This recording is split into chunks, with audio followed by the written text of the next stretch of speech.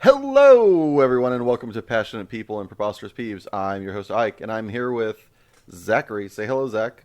Hey, how's it going? It's going pretty good. How are you this fine Sunday morn? Little groggy, to be honest, but figuring things out. You and me both. All right, are you ready to get into the long form questions? I am. All right, first up, what's your favorite dad joke? Favorite dad joke is, let's see. I bet you didn't know that the common cricket can jump higher than a house. This is because of its incredible leg strength and the fact that houses can't jump. I knew that one. It's an oldie but a goodie. What's your favorite underutilized word in the English language? That would be zizzy. All right, you're gonna have to use that in a sentence, and also give us a definition to us It's, poor layman's over here. the uh, uh, Oh, it's okay. A lunar eclipse is an example of a syzygy. It's when things line up or are in conjunction. It's usually talking about celestial bodies, but you could use it for other stuff too. So, a traffic jam would be a syzygy of cars, perhaps. Uh, they'd have to line up, so it's not like my mental image of a traffic jam is usually too like messy and unaligned. Maybe a pile up. Those would all be. Pileups is a syzygy of cars. Yeah. Awesome. Is there a movie that you'll never skip when you're channel surfing? Ooh. Pirates of the Caribbean. The first one, Black Pearl. Nice clarification there, and I completely agree. Tis a classic. Growing up, did you have a favorite book? Ooh. Um. I'm sure I did, but I've actually rediscovered, or no, found after growing up and doing occasional babysitting, I found newly found a small children's book by the name of Jamberry, which does all kinds of wonderful rhyming things with language. Was the clickety clackberry, pick me a blackberry, is one of the. That's awesome. Do you have a favorite like value menu item when you go out to order from like a fast food restaurant? Um, Sweet potato fries if they have them. You do them with ranch or no? I I don't know if they've. I don't remember having them with ranch. I'll have to try that. It's an eye-opening experience, I tell you. So, in the unfortunate event you have to evacuate your house, what's the first thing you grab before running for your life? Laptop, Laptop? laptop. Is there a best piece of advice you ever got over the years that really is like stuck with you and resonated? Uh, People are the most important thing. Hmm. There's a whole thing about political values, but it's also as far as how I spend my time. There are some cases where you like absolutely have to cut everybody else and study or buckle down and do something, but outside of that, I've always found more value in sharing time with people and connecting than tidying up or um, uh, pushing to make a deadline for work. Totally. You have a favorite anecdote that you like to tell given the opportunity? I once guarded a door with a Klingon general. Uh, so, as further explanation, I'm a Yeah, which is needed. uh, a regular attendee and occasional volunteer at Dragon Con, which is a massive convention, 10,000 of your closest friends in downtown Atlanta.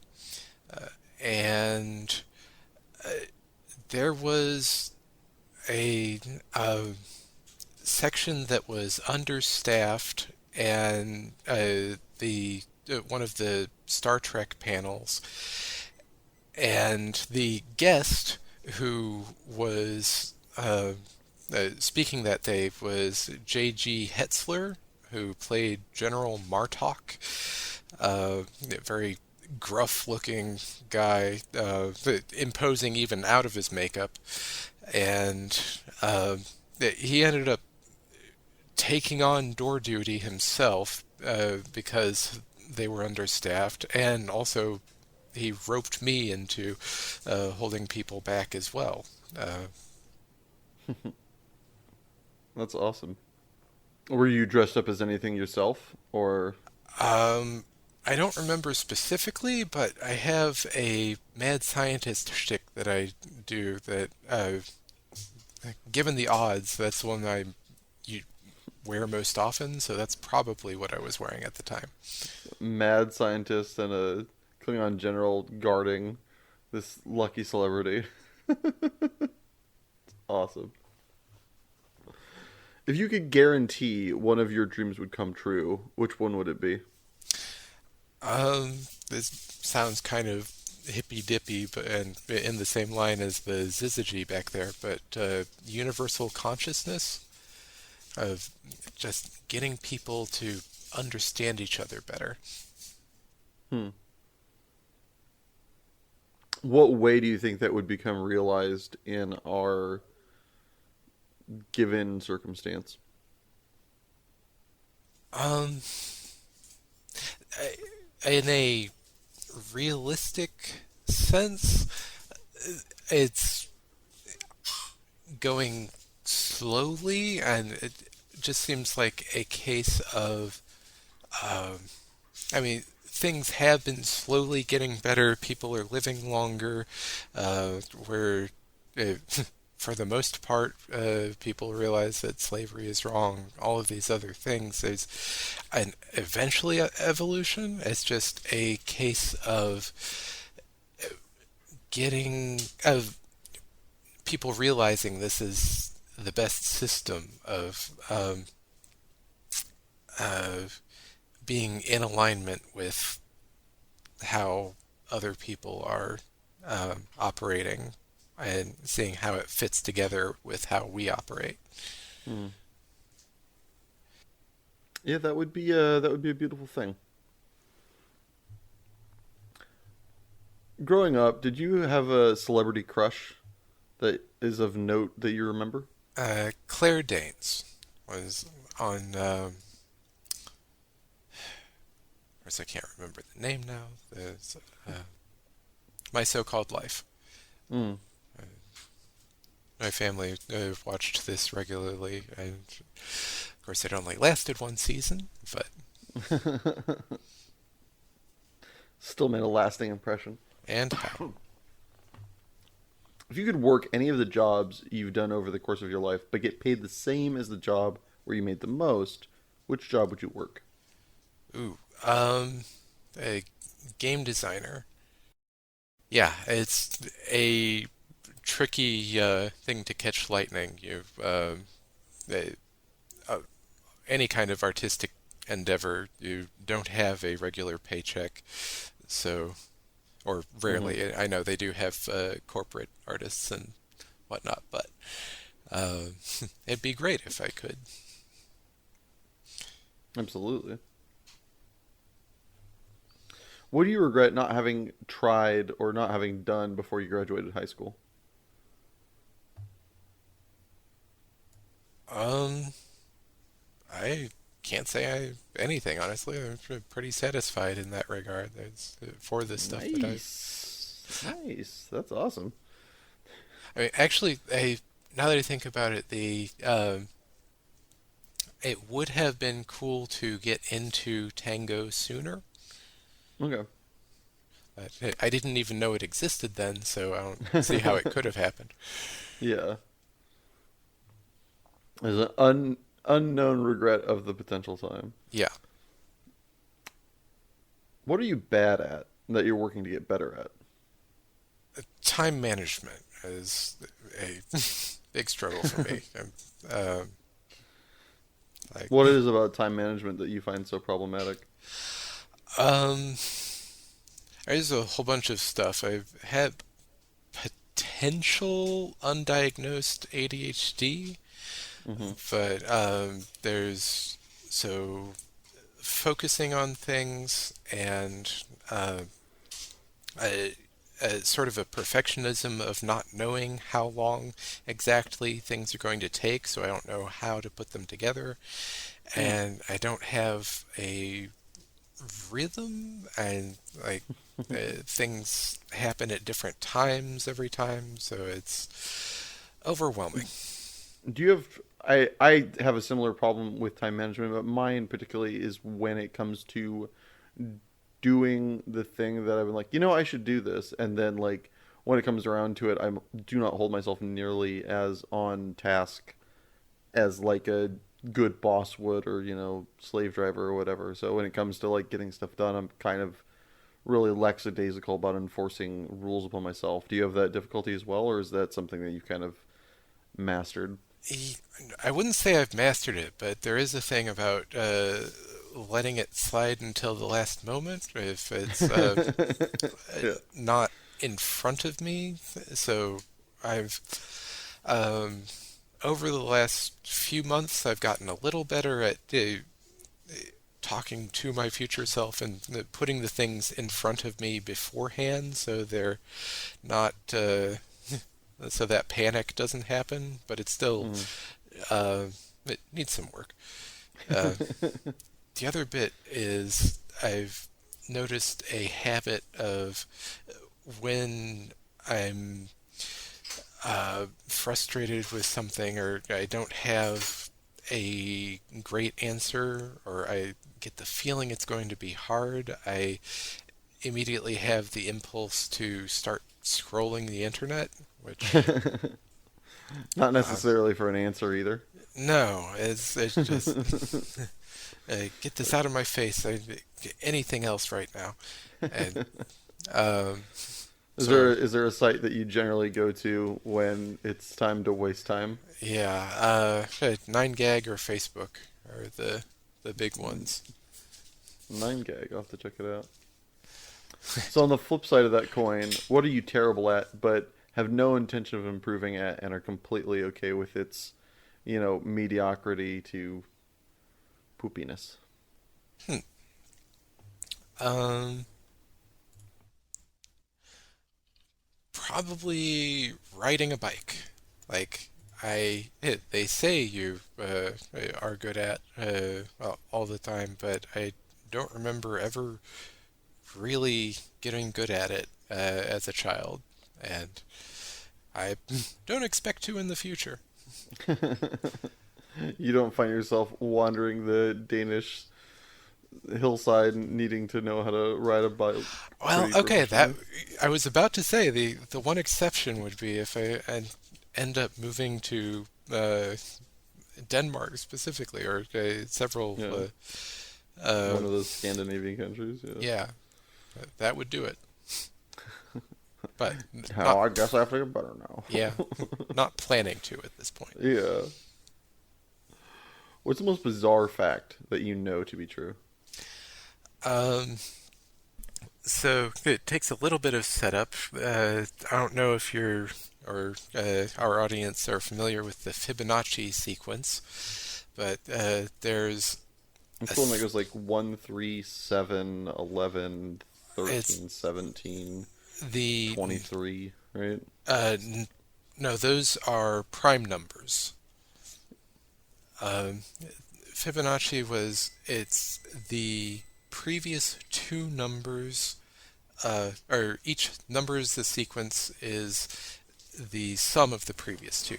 So 1, 1, 2, 3, 5, 8, 13, um, 18. It's Oh, okay. whatever the previous two numbers are added together. So, and one of the reasons that this came up is it's found in all kinds of natural patterns. Um, there, like the number of flowers or petals on flowers Mm-hmm. is always going to be one of those numbers, Oh, fascinating. or unless you tear one off, of course. But Yeah. and pine cones and flowers and ginkgo trees and all of these other things with natural branches or spirals or other shapes end up fitting into patterns with that. And it also approaches the golden spiral, which is or golden ratio rather, which is a cool thing in mathematics.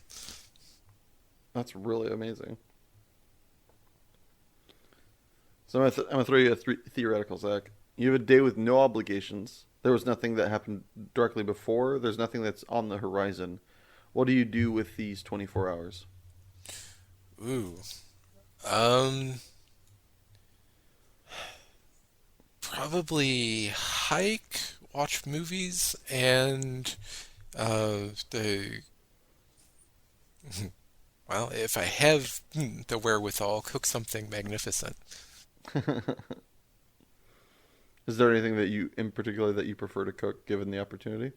Um, I'm really fond of roasting vegetables like squash, uh, butternut squash with rosemary, or uh, I also have a whole bunch of really tasty mashed potato dishes that I know you've tried. And enjoyed. Is there something that you do currently that you wish you had started sooner?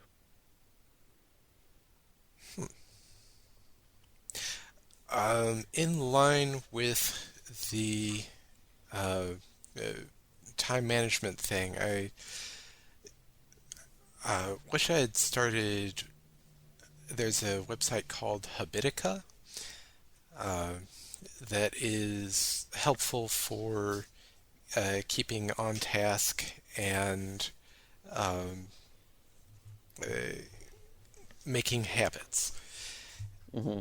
And both for the sake of um, helping with the whole habit thing, and also there are a whole bunch of early enrollment bonuses that it's going to take me longer to get, or some that I will never get because I wasn't a one of the first people to sign up.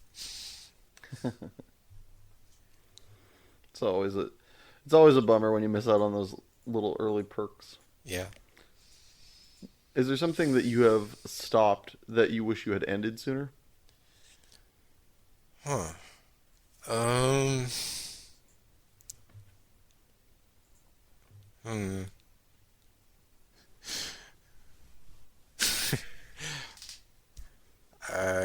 There is one relationship a million years ago that I should never have started in the first place, but that's and not because I've being a bad person, but it just like I'm sure she would be great for somebody, but um, like getting into it, knowing that we didn't fit was Mm-hmm. um, a big regret on my part.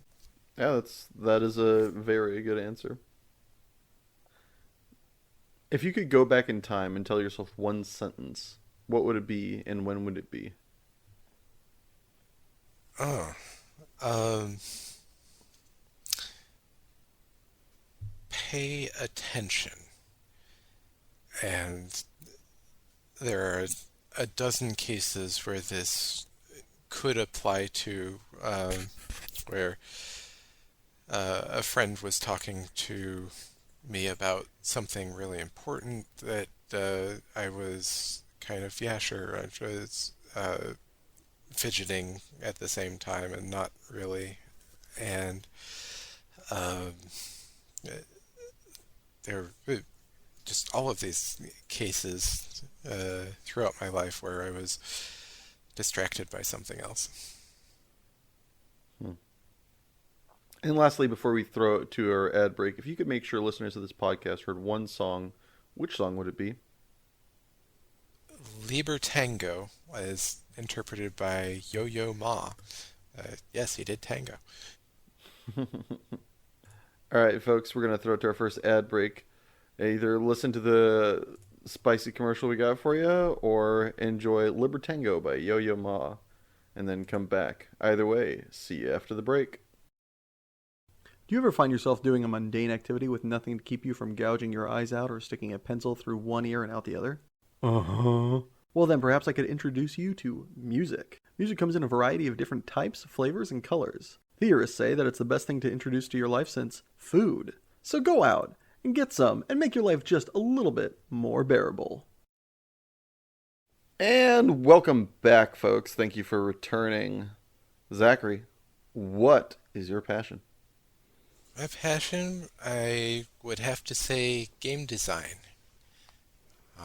I've really, of course, playing games is always fun, but it's also interesting to look at how they're put together and what the mechanics work and how that could be applied to other things.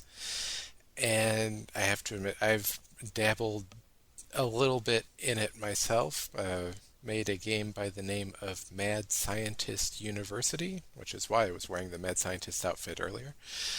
Uh, it's, but as mentioned in the other case, it's not a great way to make a living. Or it can be, again, if you catch lightning, but uh, don't quit your day job. Truly. So when did you start or get introduced to game design? I'm right out of college. I there was this one messing around with note cards and writing different things on them and playing things with friends in between sessions of Magic or Apples to Apples or what have you. And uh, then the idea, one of the ones, this mad scientist one, came along that people said, hey, you should actually sell this and make something of it. I didn't think about that as a possibility at first, but obviously somebody does because all of these games exist, so somebody had to make them. When did you what was do you remember the first game that you designed or Um, like kind of like tried to make on the fly or yeah, experimented with? there, like, I'm sure I did something in my childhood with, like, yeah, adding extra spaces to Monopoly or other, I don't remember specifically that, but the first one that I remember putting together in college was a labyrinth sort of thing of taking hexagons and making a maze out of them, and they interlock. So you, yeah, that it. I couldn't find any hexagonal note cards though, so that was it took a lot of time cutting pieces out that I gave up on. What was it, do you think, that brought you to this passion? Was it just playing games and you wanted to add to the overall, the pile that, continues to expand? Or, was there a creativity bug that, just this is the way it manifested for you? I have to admit, so I have always enjoyed games, but I have to admit I for being cheap and not wanting to go out and buy them, and so making my own. It eventually turned into a more of a realization of making value and doing something that really interested me. But at first, it was just sort of not wanting to pay for it. They say, was it necessity is the mother of all invention? Yes. So yeah, sometimes you got to make what you want. What do you think the biggest misconception about game design by the by the wider world is? It well, probably a lot of artistic pursuits that that it's all fun and games. So pardon the uh, that you're if there's this idea of if you do what you love, the money will follow, and that isn't really true for the first, and for the second, if you make a job out of it, it isn't easy. This is real work. It takes work to figure out the numbers or to carry supplies or to make deals with people to get distributed. There are, I mean, there is a blessing if you enjoy all or most of these aspects and if you're in the right place at the right time. But it's still, hey, even things you really enjoy doing, it's not necessarily easy. Mm-hmm. And a lot of people, like, I know professional game designers and my brother, and a lot of times when they describe their process, uh, other people say to them, "Oh, you have too much free time." That's not free time. That's actually doing work. Yeah, that's my work day. Yeah. Yeah, do you also find the adage then that is like if you do what you love, you'll never work a day in your life to be kind of nonsensical as well then? It is pithy and not true. There are very, very singular cases where that happens for people, but a lot of times people who monetize their passions end up having less enjoyment out of their passions because it becomes a concern for them rather than a Hmm. hobby. They're depending on this to live, and you have to get it just right. Yeah, it changes, it like alters your expectation of the outcome, right? Exactly. Instead of just enjoying the process and hoping that the outcome is, neat, the outcome now needs to meet an expectation, which changes, how you're approaching it. Yes. And there's also admittedly a mentality of work that you have to be serious with your work, and you you might be able to escape that and enjoy it even if you're depending on it to live, Hmm. but that also takes time. Truly. Do you then kind of think the fact that this isn't your day job to be a blessing towards your passion? That since you didn't like, this didn't become the breadwinner, that it sounds like maybe at one point you were kind of looking for it to maybe be that ended up being a like a beneficial trait of this, adventure that you're going on with game design? Yeah, I am glad that I did not, as the phrase goes, quit my day job to do put everything into that pot because I don't think it uh, is sustainable or self-supporting rather. Hmm. And I didn't know enough about the game world when I started that I would have been able to make a go of it. Hmm. I would need a, a lot of successful enterprises have big um, cash reserves up front, so they're able to prime the pump, as it were, to Hmm. get going and pay themselves before the product starts making money. And I definitely didn't have that at the right after the internet crash. So Is there a favorite non-obvious aspect to game design that you love that is kind of, non-obvious? Mm. Um, One that I've enjoyed is the caricature, um, and playing a role in representing the game to fans of it, and that's something I found out. The MSU has fans. Uh, it's fun to get into character for that. Do you have an end goal or something that you're driving towards in the area of game design? Or is it just, a journey that has no horizon?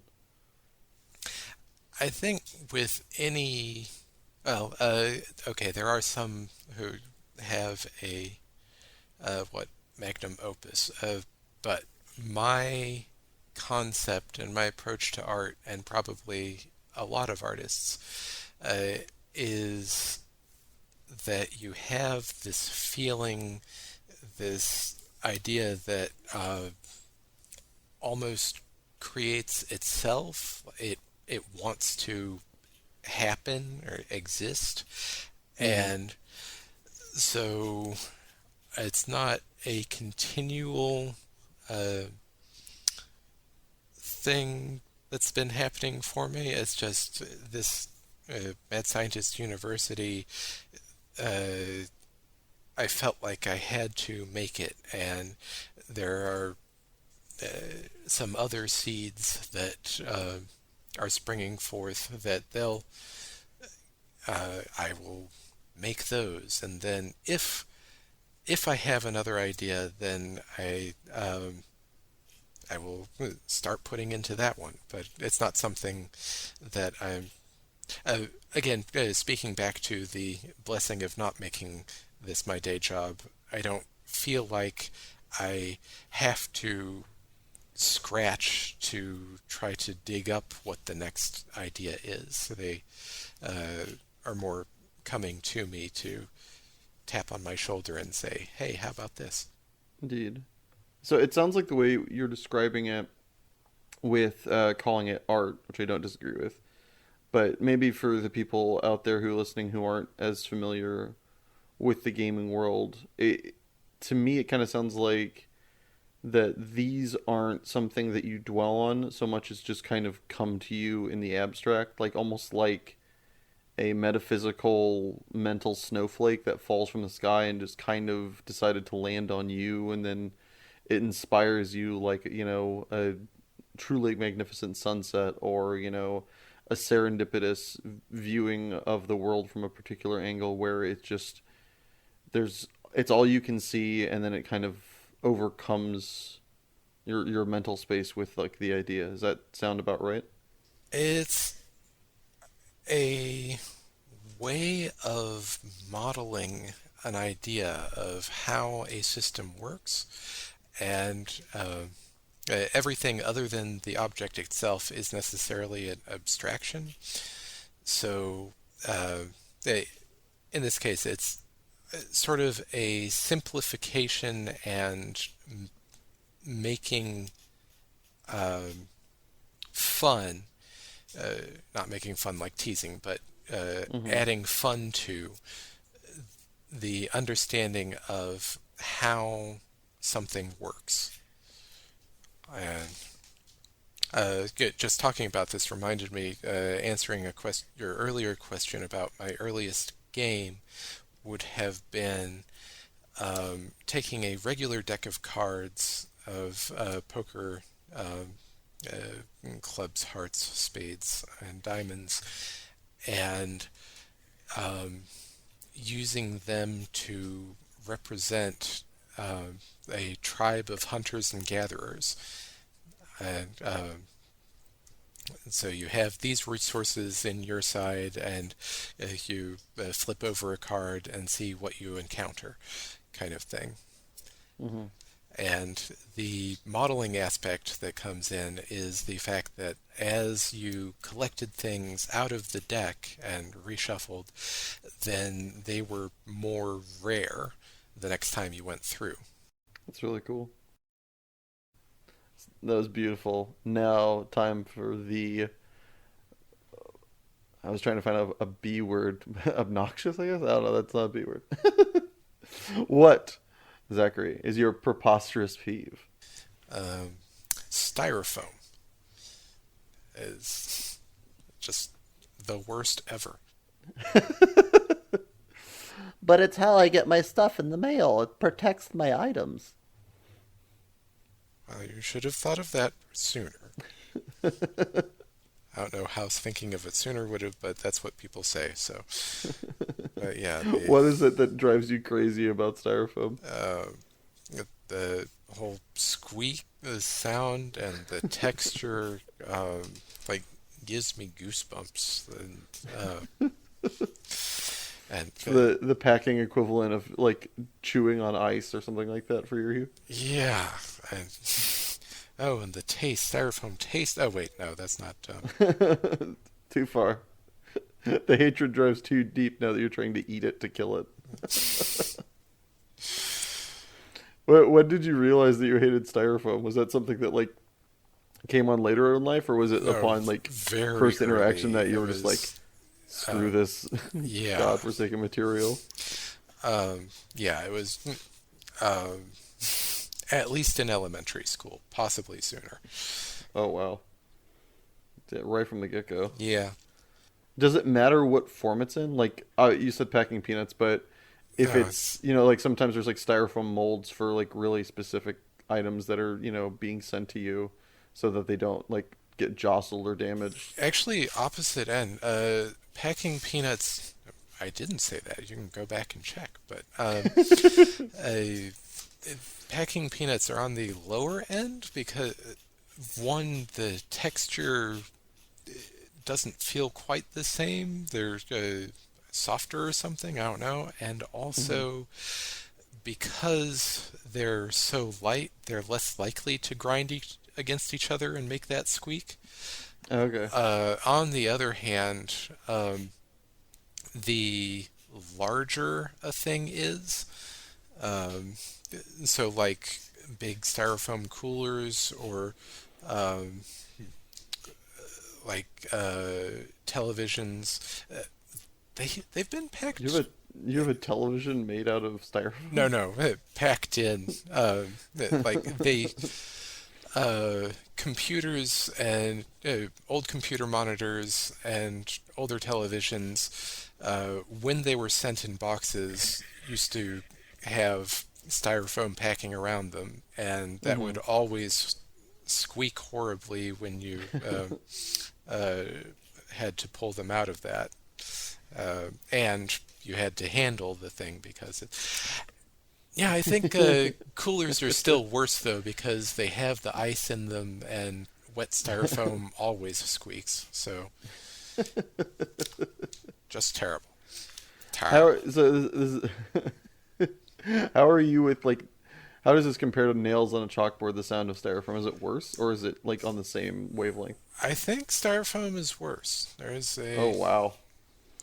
uh, it's I guess the quality is about the same, but styrofoam is usually louder. Hmm. So I guess if things ever happened the way that they did in the movies and somebody did um, uh, came across a really loud nails on chalkboard, it might be worse. But well, there's also probably exposure because they come across Styrofoam a little styrofoam more more, yeah. often. So, which would be a bigger form of torture? Strapping you to a chair and then opening and closing a styrofoam cooler, or making you open and close a styrofoam cooler? Um, that's tough because like me opening it would be I'm feeling it as well, but on the other hand, I can anticipate when it's happening. Yeah. So, uh, Oh, this is just terrible. Um, getting goosebumps talking about it too. Choose your death. Yeah, probably somebody else doing it, as I can't. You don't want to be held responsible for interacting with this godforsaken material. I don't mean to laugh at your pain, but it is hilarious. Thank you. I'll be Uh, sure to.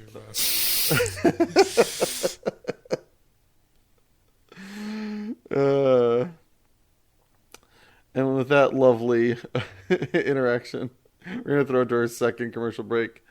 Come right back, because afterwards we've got the lightning round. See you in a bit. Having trouble staying awake? Oh, yeah. Wish you'd followed your dream so you had the give a crap necessary to meet your deadlines? Oh, definitely. Are you likely to be fired the second another warm body walks through that door and asks your boss for an application? Probably. Would you prefer to keep this shit sack of a job instead of explaining to Susan that you've been fired? I guess. Well, then let me introduce you to caffeine. Caffeine is a highly addictive substance that'll keep you jittery and energized to do any fucking stupid task for hours. That sounds like drugs. It is! Aren't drugs illegal? Not this one. So next time you feel like sitting on the sidewalk instead of at your desk, reach for a caffeine. Wait, you didn't tell me where I can buy it. 'Cause it's mother loving everywhere, you blind Neanderthal. And we're back. Zachary, are you ready for the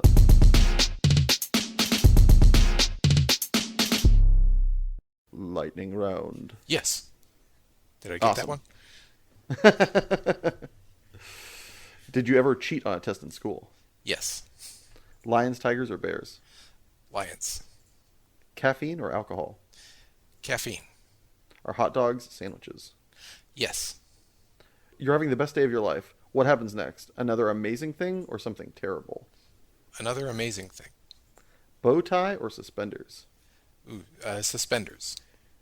Is there a god? Yes. Neapolitan or Spumoni? Ooh, spumoni. Are we alone in the universe? No. No one's looking. Do you put the cart back or leave it in the parking lot? Put it back. Kill the spider or get an adult? Get an adult? Pineapple on pizza or fist fight? Pineapple on pizza. Have you ever paid more for a meal than you made in a week? No. If you had the power to see the future but couldn't change it, would you use it? Yes. Red or blue? Blue. Is there a price for you to give up your passion forever? Yes. Shakira's voice in Danny DeVito's body or Danny DeVito's voice in Shakira's body? Oh, ladder. Danny DeVito's voice in Shakira's body. Wine or beer? Wine. Over or under? Over. Salsa or Lindy Hop? Lindy Hop. Dog or cat? Cat. Sunny side up, scrambled, or hard boiled? Hard boiled. Which do you max out first? Intelligence, charisma, or strength? Intelligence. Congratulations, Zachary. You've survived the lightning round. Oh. What lightning question would you like to ask me, and in turn be asked of future guests? Can billionaires be ethical? I'm going to say yes, just because I want to believe that everybody can be ethical regardless of financial standing. But I feel like the answer is no. if there is a true answer to the question. I don't know. What do you think, Zach?